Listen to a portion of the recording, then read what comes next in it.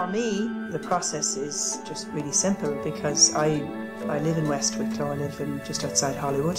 Because it's such a beautiful part of the country, I walk a lot. I spend a lot of time out in nature, and so it just happened that I started to pick up sticks. It just seemed like the right thing to do, and when I brought them home, then I just started working on them without any really thought process. And so then, after a while, they just appeared to be sort of beautiful objects that turned into wands, and it was in the process of just working with them that the ideas just came to me as to what they meant.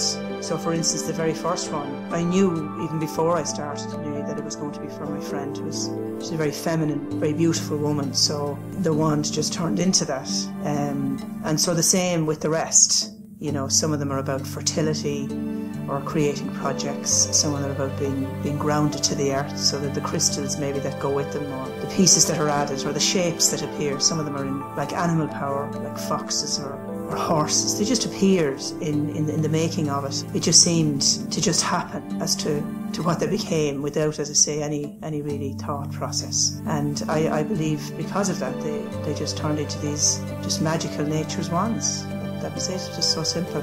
And you know, when people buy one of these, what happens is that they come with, you know, their own box, which is also handcrafted. But there is a way of clearing them so that you make them your own, and that you place your own power in them. And after that, it's just magic, really.